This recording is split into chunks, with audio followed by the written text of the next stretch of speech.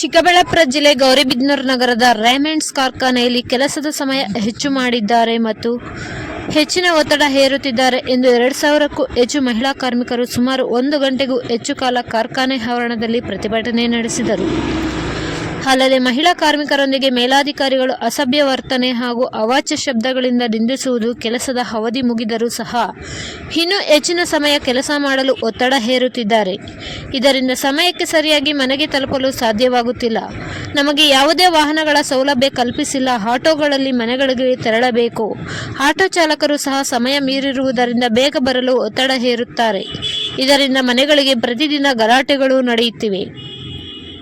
ಇದರಿಂದ ಕಾರ್ಖಾನೆಯ ಮೇಲಾಧಿಕಾರಿಗಳು ನಮ್ಮ ಯಾವುದೇ ಸಮಸ್ಯೆಗಳಿಗೆ ಸ್ಪಂದಿಸುತ್ತಿಲ್ಲ.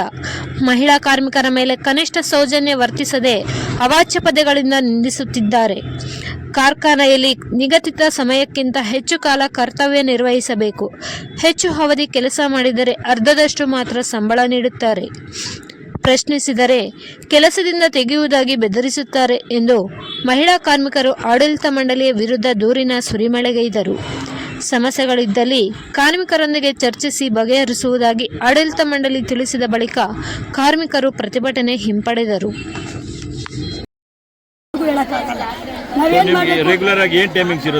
ನಮ್ಗೆ ಬೇಕಾಗಿರೋದು ಸ್ಯಾಟರ್ಡೆ ರಜೆ ಕೊಡಂಗಿದ್ರೆ ಇಲ್ಲ 6 ಗಂಟೆವರೆಗೆ ಕೆಲಸ ಮಾಡಿಸಿ, ಇಲ್ವಾ 5 ಗಂಟೆಗೆ ಬಿಡಿ, ಬೆಳಗ್ಗೆ 8:30 ಕೆಲಸ ನಮ್ದೆಲ್ಲ ಅದೇ.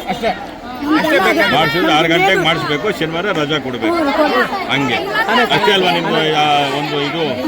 ಅಷ್ಟೇ ಅಲ್ವಾ? ಬೇರೆ ಮಾಡಿಗೋದು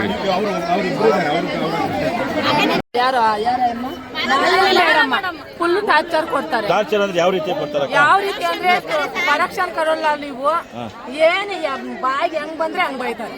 ಯಾವ ರೀತಿ ಬೈತಾರೆ? ಯಾವ ರೀತಿಯಾಗಿ ಅಂದ್ರೆ ಅದಕ್ಕೆ ಹೇಳಿ, ನೀವು ಬೈಸ್ಕೊಂಡಿದ್ದೀರಾ? ನಾವು ಬೈಸ್ಕೊಂಡು ಯಾವ ರೀತಿ ಬೈತಾರೆ? ಲೇಡಿನ ನೀನು, ರೌಡಿ ಲೇಡಿನ ನೀನು, ಅದೇನೇ ಕೆಟ್ಟ ಮಾತುಗಳೆಲ್ಲ ಬೈತಾರೆ. ಇದೆಲ್ಲ ನಮಗ್ ಬೇಕಾ ಸರ್? ಏನಾಗಿದ್ದಾರೆ ಅವ್ರು ಇಲ್ಲಿ? ಮಾಲಾ ಮೇಡಮ್ ಏನಾಗಿದ್ದಾರೆ ಇಲ್ಲಿ? ಸೂಪರ್ವೈಸರ್ ಯಾರೋ ಸೂಪರ್ವೈಸರ್. ಶನಿವಾರ ಭಾನುವಾರ ರಜಾ ಬೇಕೇ ಬೇಕು ನಮ್ಕ. ಶನಿವಾರ ಭಾನುವಾರ ರಜಾ ಬೇಕು. ಯೋಗ ಅಂತ ಹೇಳಿದ್ರೆ ಅವಾಗೂ ನಾನು ಅದೇ ಹೇಳಿರೋದು, ಯೋಗದ ಹೇಳಿರೋದು.